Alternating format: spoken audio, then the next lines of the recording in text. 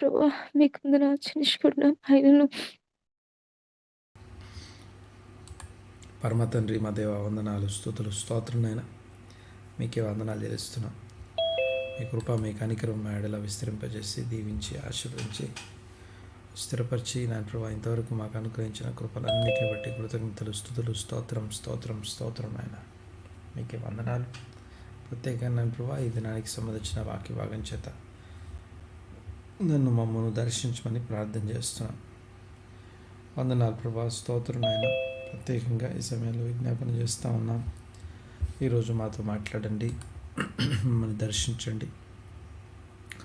వాక్యము ఇదిగో రెండంచులు గల ఎటువంటి ఖడ్గం కంటే వాడి అయినదేయండి. మా హృదయంలోని తలంపులను ఆలోచన పరిశోధిస్తున్నటువంటి మీ వాక్యం బట్టి మీకు వందనాలు. ఇదిగో ఈ 38వ కీర్తనను ధ్యానం చేస్తూ ఉండగా ఇదిగో ప్రభా అనేక విషయాలు మాకు జ్ఞాపకం చేస్తూ బోధపరుస్తూ దినదినము నడిపిస్తున్న విధానాన్ని బట్టి మీకు వందనాలు. దీన్ని కొనసాగించడానికి ఇదిగో మాకు అనుగ్రహించిన కృపను బట్టి ఇదిగో మాకు అనుగ్రహించబడినటువంటి ప్రతి విధమైనటువంటి రిసోర్సెస్ అన్నిటిని బట్టి స్తోత్రం చెల్లిస్తున్నాం. సపోర్ట్ను బట్టి వందనాలు స్తోత్రం చెల్లిస్తున్నాను. ఆయన విస్తేసి గొప్ప నామున సమస్తమును సమకూర్చి జరిగించమని వేడుకుంటూ ఇదిగో నన్ను వేయించిన ప్రతి ఒక్కరిని మీ యొక్క సరిధిలో ఎత్తిపడుతూ ఈ దినపు వార్త ఈ దినపు మాట చేత ఇదిగో మీ వాక్కు చేత దర్శించమని వేడుకుంటూ స్తుతించి ఆరాధించి ప్రార్థన అడిగి బ్రతిమాలు వినేంత వేడుకొచ్చున్నాం తండ్రి. Amen amen amen. Praise the lord. దేవునికి స్తోత్రం కలుగును గాక. ఈరోజు 38వ కీర్తన యొక్క వచనాన్ని అర్థం చేసుకోవడానికి 38వ కీర్తన 10వ వచనం అండ్ 11వ వచనాన్ని ఒక్కసారి చదివి మనము ఈ దినానికి 38వ కీర్తన 10వ వచనం. నా గుండె కొట్టుకొనుచున్నది, నా బలము నన్ను విడిచిపోయాను, నా కనుదృష్టి తప్పిపోయాను. నిన్న మనం కనుదృష్టి గురించి మరియు గుండె కొట్టుకొనుచున్నది అనే మాటను ఆలోచన చేస్తాం. అంతేకాకుండా బలము విడిచిపోయింది అనే మాట చూస్తాం. దేవునికి స్తోత్రం కలుగును గాక. తర్వాత 11వ వచనం. నా స్నేహితులను నా చలికాండ్రును నా తెగులు చూచి ఎడముగా నిల్చున్నారు. నా స్నేహితులు నా చలికాండ్రు నా తెగులు చూచి నాకు ఎడముగా నిలుచున్నారు, నా బంధువులు దూరముగా నిలుచున్నారు. 12వ వచనం. నా ప్రాణం తీయజూచువారు ఉరులు వడ్డి ఉన్నారు, నాకు కీడు చేయజూచువారు హానికరమైన మాటలు పలుకుచు దినమెల్లా కపటోపాయములు పన్నుచున్నారు. 13వ వచనం. చెవిటివాడనైనట్టు నేను వెనకయున్నాను, మూగవాడనైనట్టు నోరు తెరచుట మానితిని. దేవునికి స్తోత్రం కలుగును గాక. ఈ యొక్క మాటలు అందులో ముఖ్యంగా 10వ వచనం. నా కనుదృష్టి నన్ను తప్పిపోయింది, నా కనుదృష్టి తప్పిపోయాను అనే మాటని నేను మాట్లాడుకున్నాను. దేవునికి స్తోత్రం కలుగును గాక. ఇందులో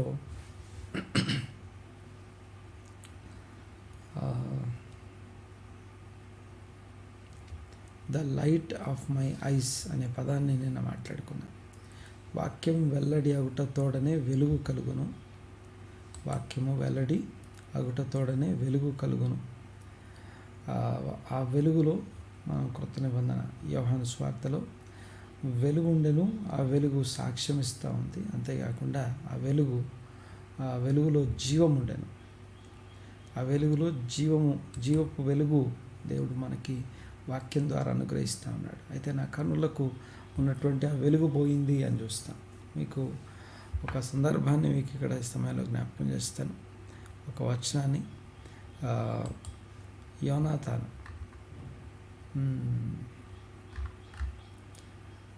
మొదటి సమూయేలు గ్రంథం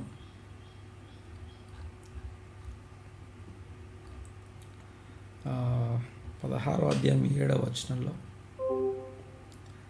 అక్కడ 16వ అధ్యాయం 7వ వచనం అక్కడ మనకి ఏంటంటే దేవుడు పై రూపమును లక్ష్య పెడతాడు అని చదువుతాం. 16వ అధ్యాయం 7వ వచనం అక్కడ మొదటి సమూయేలు గ్రంథంలో దేవుడు పై రూపమును లక్ష్య పెట్టువాడు కాడు, ఆయన అంతరంగాన్ని హృదయాన్ని చూసేవాడు. అయితే ఇక్కడ ఈ వచనంలో అనగా ఇప్పుడు మనం చదువుతున్నటువంటి భాగమైనటువంటి యొక్క 37వ కీర్తనకు సంబంధించినటువంటి వచనంలో నా గుండె కొట్టుకొనుచున్నది, లాంగింగ్ లేకపోతే పెయిన్, ప్యాంటత్ అనే మాట ఏ కొన్ని డిజైర్స్ కోసం అది ఆశపడే విధానాన్ని ఎక్స్ప్రెస్ చేసే విధానం అది. అంతే ఇక్కడ గమనించండి ఒకసారి. గుండె కొట్టుకొనుచున్నది, నా బలము నన్ను విడిచిపోయాను, నా కనుదృష్టి తప్పిపోయాను. దేవునికి స్తోత్రం కలుగును గాక.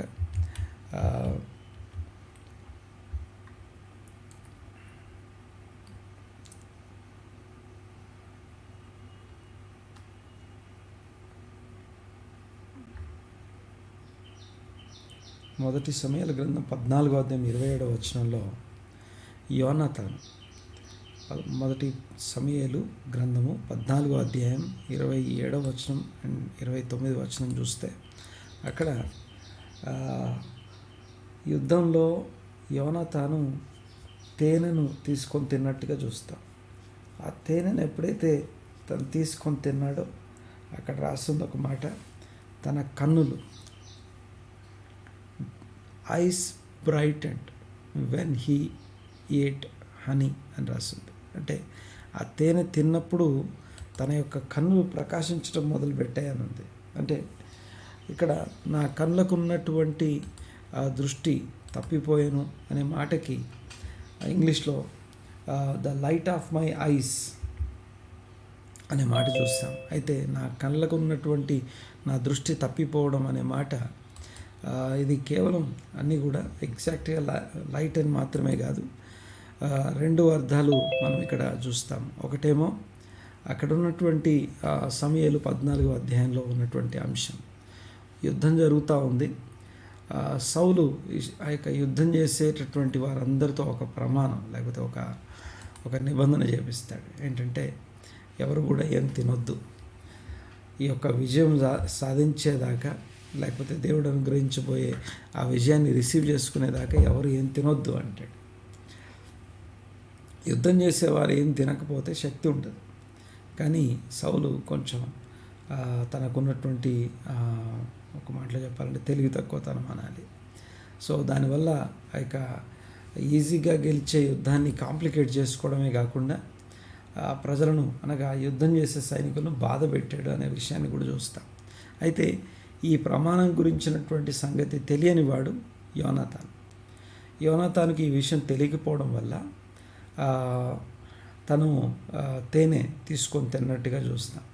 ఎప్పుడైతే తన తేనె తిన్నాడో the light of his eyes brightened, ఆ యొక్క తేనెను తిన్నప్పుడు తన కళ్ళలో వెలుగు వచ్చింది అని రాస్తుంది. దీన్ని బట్టి ఈ ఎక్కడున్నటువంటి సందర్భం అనగా మొదటి సమూయేలు 14వ అధ్యాయంలో ఉన్నటువంటి సందర్భాన్ని బట్టి చూస్తే కళ్ళకు ఉన్నటువంటి వెలుగు తప్పిపోవడం అంటే ఆహారం లేకపోవడం, లేకపోతే శరీరానికి సంబంధించిన ఫుడ్ లేకపోతే కూడా కళ్ళకు సంబంధించిన వెలుగు కోల్పోతాము అనే సంగతి ఈ సందర్భాన్ని బట్టి మనం ఒక అంచనా అనగా ఒక అవగాహనకి రావచ్చు. అంటే యుద్ధం చేస్తున్నారు, గెలిచే యుద్ధమే, దేవుని తోడుంది, నడిపింపు ఉంది, అంత బాగానే ఉంది. కానీ అనవసరమైనటువంటి ఒక ప్రమాణం ఆ యొక్క సమూయేలు గ్రంథం 14వ అధ్యాయంలో సౌలు అక్కడ ఉన్నటువంటి సైన్యం అంతటితో ఒక అనవసరమైనటువంటి ఒక ప్రమాణం చేయిస్తాడు. దానివల్ల వారు బలహీనపడ్డారు. అంటే నా కన్నుల యొక్క దృష్టి తప్పిపోయింది. ఇప్పుడు యోనాతాను కళ్ళేమో ఎందుకు వెలుగుతున్నాయంటే తేనెను తీసుకొని తిన్నాడు. ఈ ప్రమాణం తెలియక యోనాతాను, సౌలు యొక్క కుమారుడైనటువంటి యోనాతాను ఆ యొక్క తేనె తిన్నందుకు తన యొక్క కళ్ళు వెలుగుతున్నాయి. అంటే ఇప్పుడు నా కనుదృష్టి తప్పిపోయింది అనే మాటకి ఈ సందర్భాన్ని బట్టి చూస్తే శారీరకంగా శరీర సంబంధమైనటువంటి ఆహారాన్ని కోల్పోవడం, లేకపోవడం, అంటే నేను ఫాస్టింగ్లో ఉన్నాను అని అర్థం. అనగా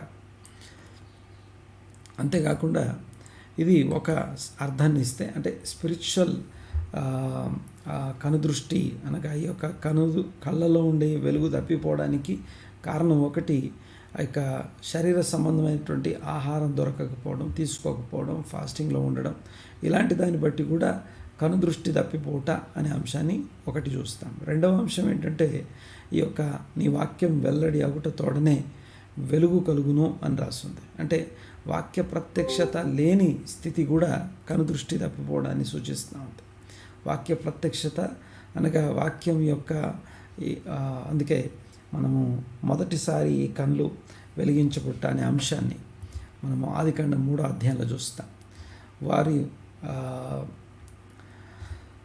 వారు దిగంబరులై ఉన్నారు అనే మాట ఎంత నిజమో, వారి కళ్ళు అన్నీ చూస్తున్నాయి అనే మాట కూడా అంతే నిజం. ఈ పండు తింటే మీ కళ్ళు తెరుచుకుంటాయి అని చెప్పబడ్డది, కానీ పండు తిన్న తర్వాత వాళ్ళ కళ్ళు తెరుచుకున్నాయి అని రాస్తుంది. ఏం తెరుచుకుంది, ఎక్కడ తెరుచుకుంది అని అడిగితే ఇప్పుడు కనపడే విధానం అంతకుముందు కనపడే విధానానికి తేడా ఉంది. పండు తిన్న తర్వాత కళ్ళు వెలిగించబడ్డాయి. కళ్ళు వెలిగించబడ్డం అంటే ఇక్కడ చూడండి ఒకసారి, ఫిజికల్ ఫుడ్ కంటికి చూపును అనుగ్రహించినట్టుగానే స్పిరిచువల్ అనగా వాక్య ప్రత్యక్షత కూడా కళ్ళకు వెలిగిస్తూ ఉంది. అయితే ఇక్కడ ఆదికాండం 3వ అధ్యాయం ప్రకారం మనం చూస్తే దినమున చనిపోతాం, కానీ ఇప్పుడు కళ్ళు తెరవబడ్డాయని రాస్తుంది. ఏ విషయంలో కళ్ళు తెరవబడ్డాయి అంటే అంతకుముందు వారు దిగంబరులై ఉన్నారు, ఇప్పుడు దిగంబరులై ఉన్నారు. అంతకుముందు దిగంబరులము అనే విషయం తెలియదు, ఇప్పుడు తెలిసింది. అంటే ఆ పండు తినడం వల్ల ఏమేమి పరిణామాలు జరిగాయి అని అడిగితే వారి లోపాలు వారికి కనపడడం మొదలుపెట్టాయి. అనగా నా లోపాలు నాకు తెలియజేయబడ్డాం. ఒక్కసారి గమనించండి, వాక్యం కూడా చేసేది అదే కదా అంటాం, కానీ అసలు విషయం ఏంటంటే జీవవృక్ష ఫలం తింటేనేమో నీ లోపాలు నీకు తెలియజేయబడతాయి.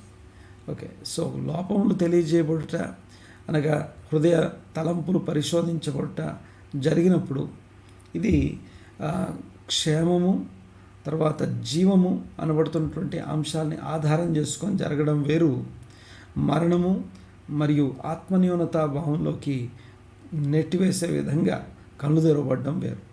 కొన్ని తెలిసినప్పుడు లేకపోతే కొన్ని విషయాలు మనకు వెలిగించబడ్డప్పుడు తెలియని ఒక ఆత్మన్యూనతా భావంలోకి గిల్ట్లోకి వెళ్తాం. గమనించండి ఒకసారి, గిల్ట్ అండ్ కండెమ్నేషన్ అనే పదాలని ఆ రెండింటి మధ్య వ్యత్యాసాన్ని సరిగా గ్రహింపు లేకపోవడం పెద్ద సమస్యగా మనం చూస్తాం. అంటే ఇప్పుడు పండు తిన్న తర్వాత కళ్ళు వెలిగించబడ్డాయి, కానీ వెలిగించబడ్డ వెలుగు ఎలాంటి వెలుగు అంటే ఒకటి ఆత్మన్యూనతా భావంలోకి నెట్టేస్తూ ఉంది.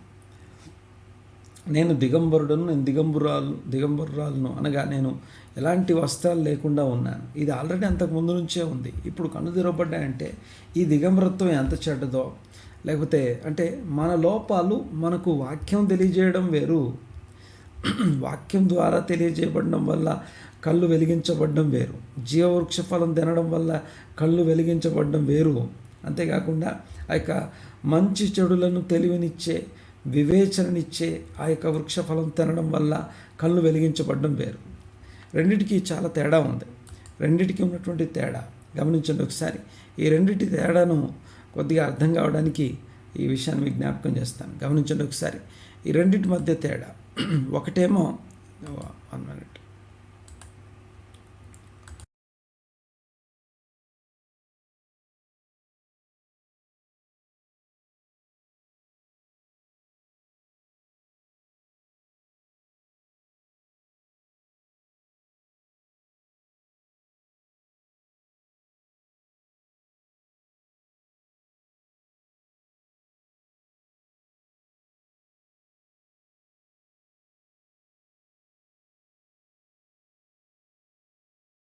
ఓకే, దేవునికి స్తోత్రం కలుగును గాక. ఇక్కడ గమనించండి ఒకసారి, గిల్ట్ అండ్ కండెమ్నేషన్ ఈ రెండింటిని అర్థం చేసుకోవడానికి ప్రయత్నం చేద్దాం. కండెమ్నేషన్ అనేదేమో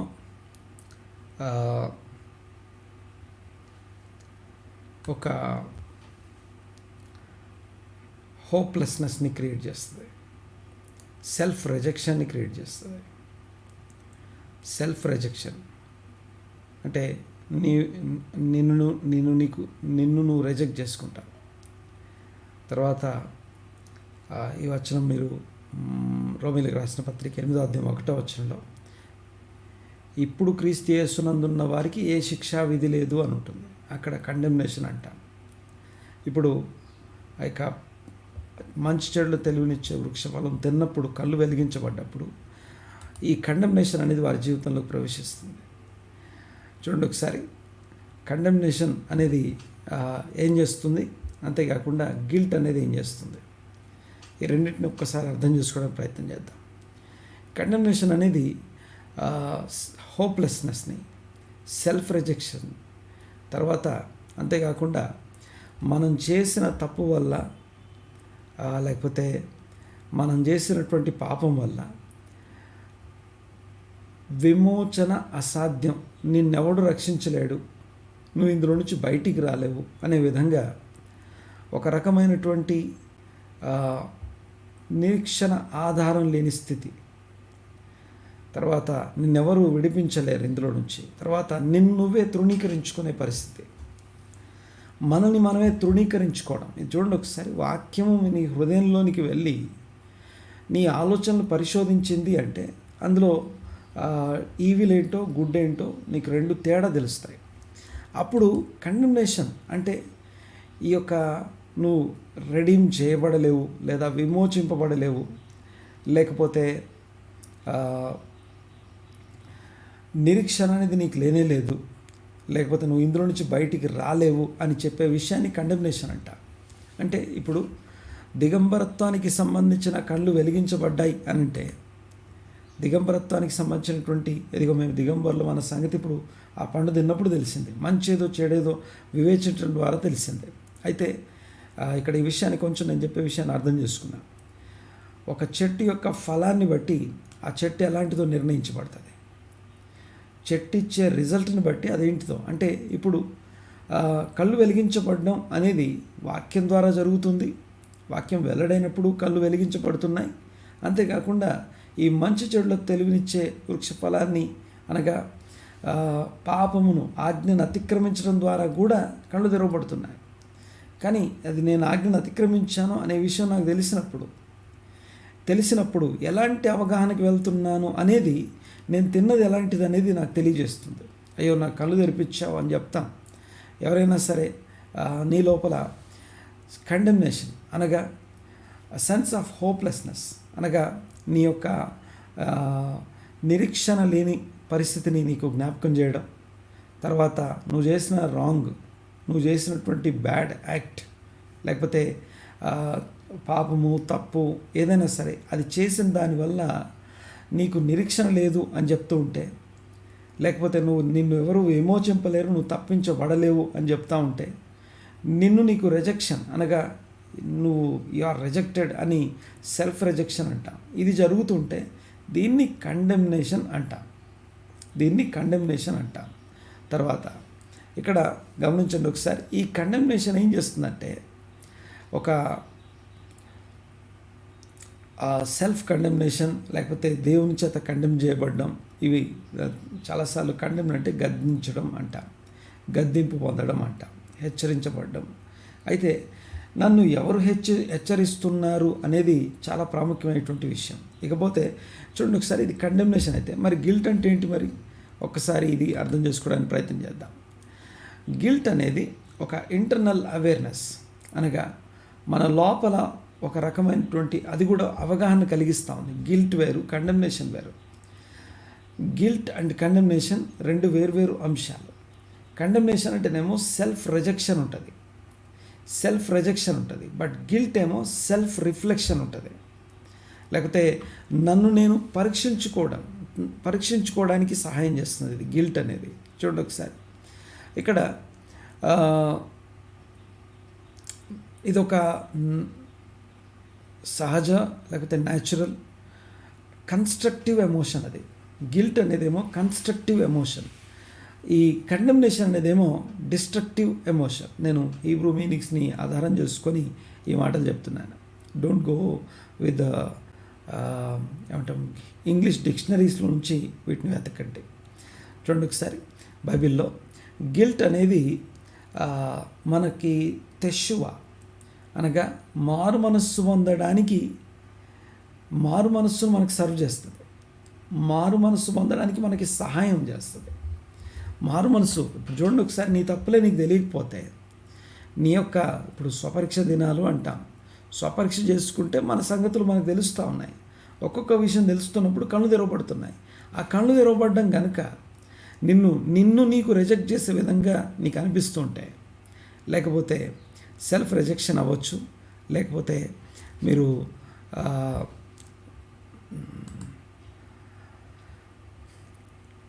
నిన్నెవరు విమోచించలేరు అనే విధంగా మాట్లాడవచ్చు. ఇంకోటి మూడో విషయం, దేవుని దగ్గరికి నువ్వు వెళ్ళే అర్హత నీకు లేదు, దేవుని దగ్గరికి వెళ్ళకూడదు నువ్వు అని నిన్ను ఆటంకపరుస్తూ ఉంటాయి. చాలామంది దేవుని దగ్గరికి రాకపోవడానికి ఉన్నటువంటి వాళ్ళకున్న పెద్ద కారణం ఏంటంటే వాళ్ళ పాపం వాళ్ళకి తెలుసు కాబట్టి, వాళ్ళ పాపాన్ని దేవుడు రిజెక్ట్ చేస్తాడు అనుకుంటున్నారు కాబట్టి దేవుని దగ్గర రాలేదు. కానీ మీరు సుంకరి ప్రార్థన గమనించండి ఒకసారి. దేవా నేను పాపిని, రొమ్ము కొట్టుకుంటున్నాడు. దేవుని మందిరానికి వచ్చాడు, రొమ్ము కొట్టుకుంటున్నాడు. దేవా నేను పాపిని అని మాత్రమే అనట్లేదు. దేవా నేను పాపిని కాబట్టి మందిరానికి రాను అనట్లేదు.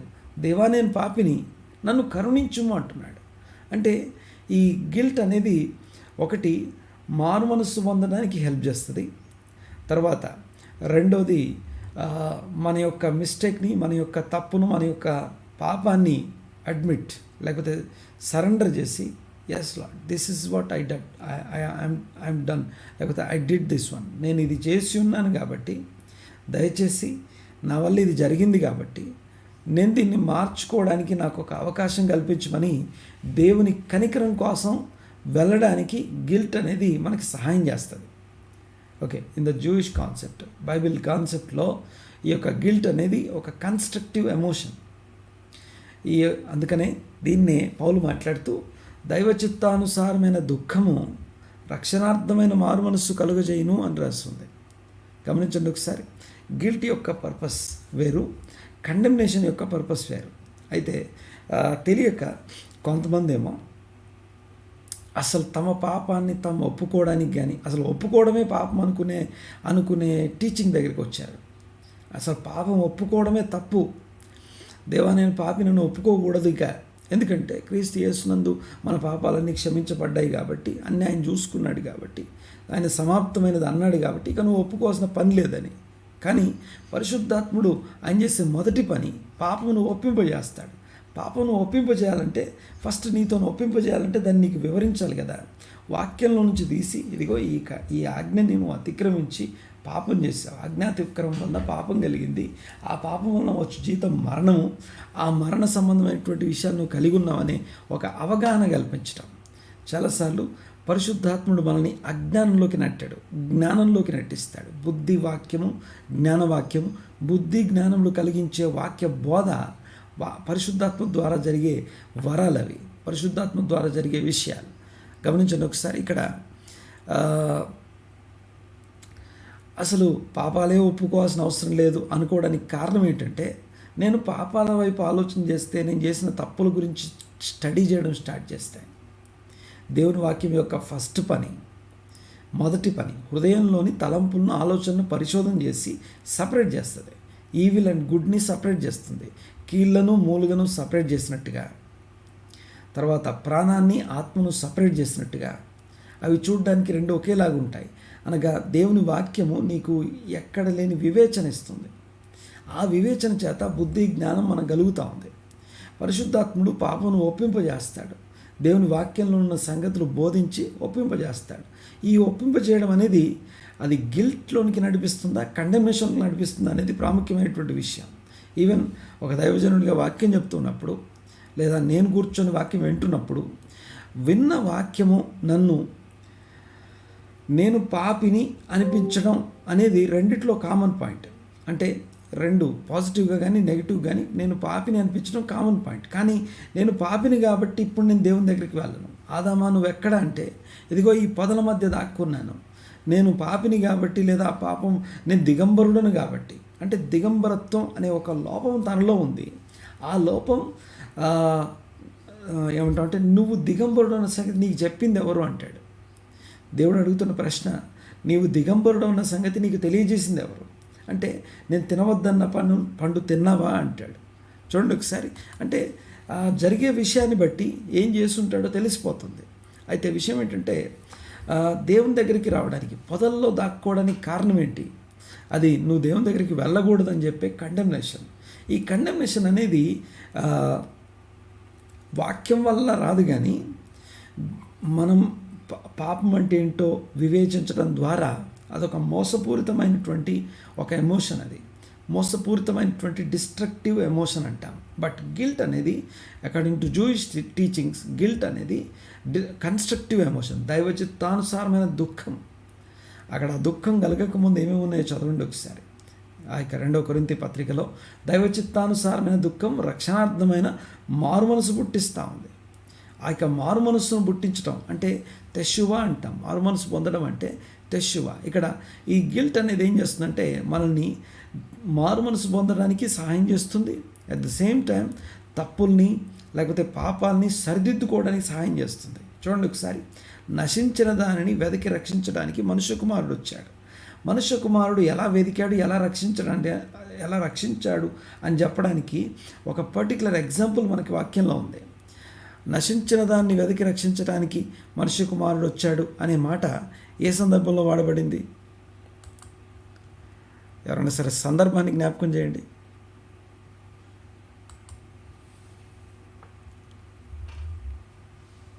జక్కయ్య దగ్గర మాట్లాడతారా గారు? జక్కయ్య దగ్గర మాట్లాడబడింది. జక్కయ్య విషయంలో ఏం జరిగింది? జక్కయ్య ఇంటికి వచ్చినటువంటి యేసు ప్రభు తన జీవితంలో తీసుకొచ్చిన మార్పు ఏంటి అని అడిగితే, అంతకుముందు తను ఏమై ఉన్నాడు, ఇప్పుడు కొత్తగా మారిపోయాడు. మారిపోవడం అంటే ఈ యొక్క అంటే క్రీస్తు ప్రభు రక్షణ ఇంటికి రావడం, రక్షణ మీ ఇంటికి రావడం, తర్వాత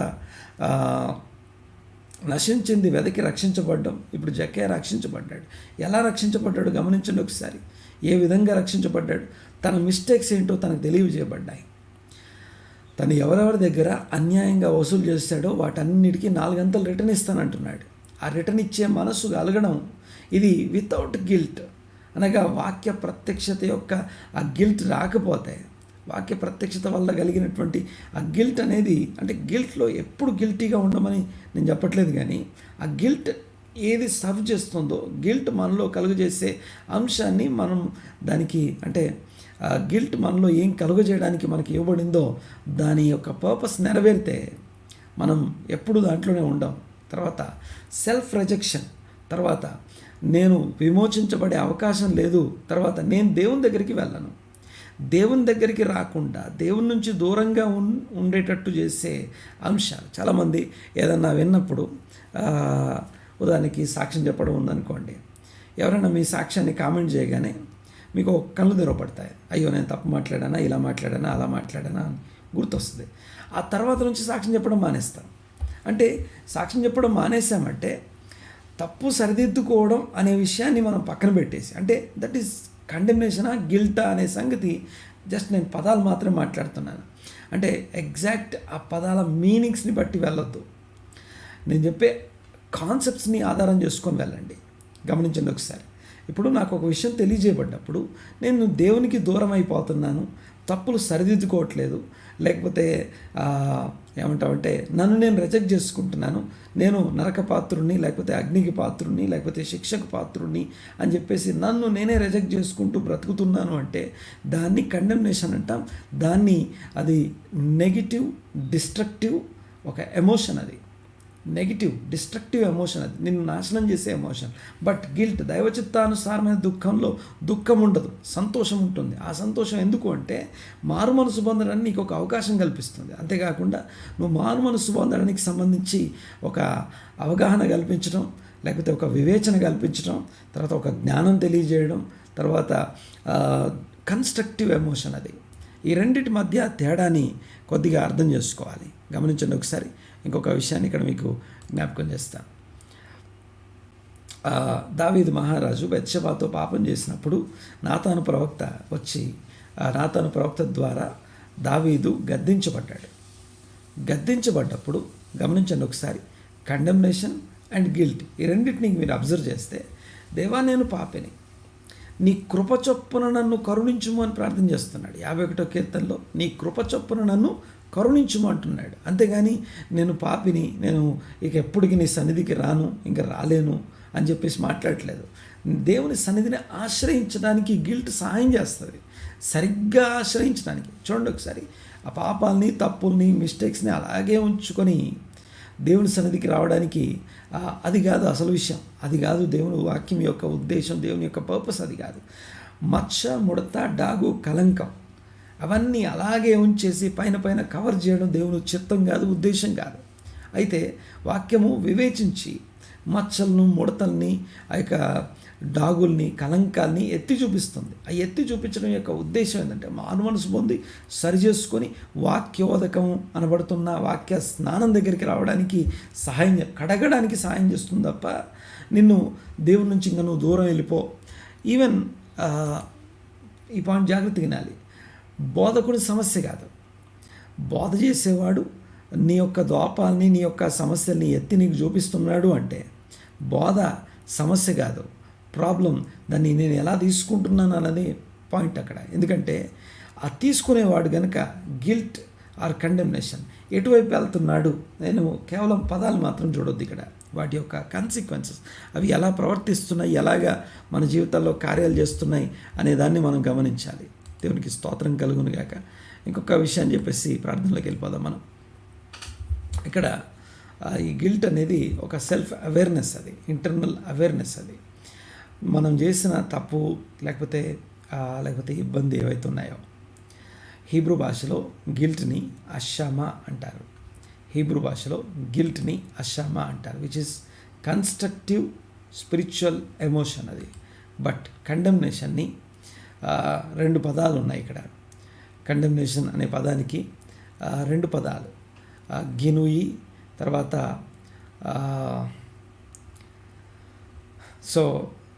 హర్గషత్ పెసిలా, ఇది రెండు పదాలు కండెమ్నేషన్ అనే పదానికి ఉన్నాయి. ఇకపోతే దీన్ని గమనించండి ఒకసారి.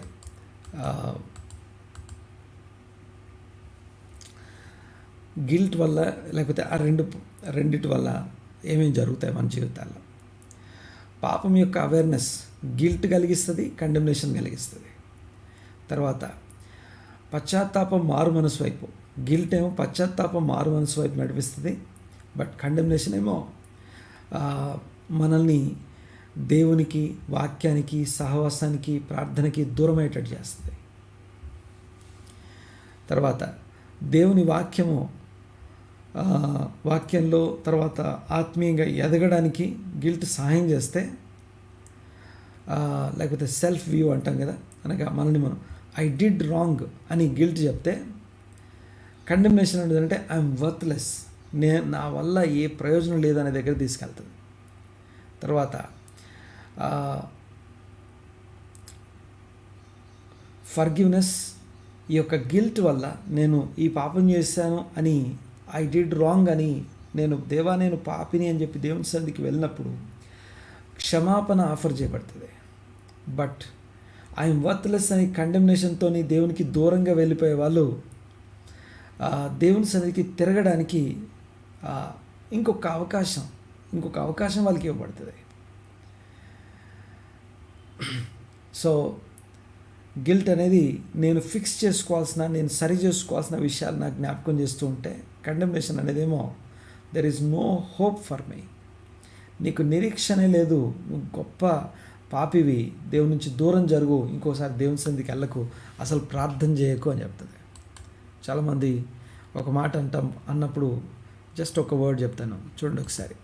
ధర్మశాస్త్రం వినపడకుండా చెవి తొలగించుకుని వాని ప్రార్థన దేవుని దృష్టికి హేయం అనే వాక్యం చెప్పాను. ఇది విన్నప్పుడు అది మన లోపాలని మనకి ఎత్తి చూపించింది. బట్ కండెమ్నేషన్లోకి నడిపించిందా, గిల్ట్లోకి నడిపించిందా అనేది అది మన చేతిలో ఉంది. అంటే అయ్యో, నేను ధర్మశాస్త్రం వినపడకుండా చెవి తొలగించుకున్నాను కాబట్టి నేను పాపిని, కాబట్టి నేను ప్రార్థన చేయకూడదు, ఇంకా నేను ప్రార్థన చేయను, నా ప్రార్థన చేసిన దేవుడు వినడు, ఎందుకంటే నేను పాపిని కాబట్టి. అదొక డిస్ట్రక్టివ్ ఎమోషన్ నీలో క్రియేట్ చేసిందంటే that is nothing but condemnation. అదే నీ లోపల అయ్యో నేను ఇంత పాపం చేశానా, ఇక నుంచి నేను పాపం నుంచి మారుమనసు పొంది దేవుని తట్టు తిరిగి ధర్మశాస్త్రం అనుసరించడానికి నేను సిద్ధపడతాను అని చెప్పి తీసుకుంటే that is constructive emotion. So ఇవి విన్నగానే కళ్ళకి వెలుగు వచ్చింది చూసారా, ఆ వెలుగునే నా కన్నులకు వెలుగు తప్పిపోయింది అని ప్రార్థన చేస్తున్నాడు. అంటే ఇవి తెలియక నేను గుడితనంలో బ్రతుకుతున్నాను, నాకు కళ్ళకు వెలుగు దయచేమో అని చెప్పేసి, అంటే తను దేవుని సన్నిధికి వచ్చి అడుగుతున్నాడు. నా కళ్ళకు వెలుగు లేదు, నా కనులకు దృష్టి తప్పిపోయిందని చెప్పి దేవునికి దూరంగా మాట్లాడట్లేదు, దేవుని సన్నిధికి వచ్చి మాట్లాడుతున్నాడు. ప్రార్థన చేసుకున్న కళ్ళు మూసుకుని. పరమ తండ్రి మా దేవ, మీకు వందనాలు, స్తుతులు, స్తోత్రమైన ఈ దినము ప్రత్యేకంగా ఇదిగో విత్తబడిన ప్రకటించబడిన వాక్యం బట్టి మీకు వందనాలు. మనుష్యుడు ఏం విత్తునో అదే పంటకు వస్తాడన్న మాటను బట్టి ఆత్మ సంబంధంగా విత్తువాడు ఆత్మ సంబంధమైన పంటకు వస్తాడన్న మాటను బట్టి మీకు వందనాలు. ఈరోజు విత్తబడినటువంటి విత్తనం ఆత్మ సంబంధమైనదై ప్రతి హృదయంలో విత్తబడి అనేకుల మనస్సులను దేవుని తట్టు తిప్పేవిగా మార్చబడ్డ కృప దయచేయండి. స్తోత్రం స్తోత్రం స్తోత్రం. మీకే వందనాలు. ఏ గిల్ట్ అండ్ కండెమ్నేషన్ ఏది లేకుండా అరమరికలు లేని సహవాసం, కుమారుని సహవాసం కొరకు మేము పిలువబడ్డాం అన్న మాటను బట్టి మీకు వందనాలు.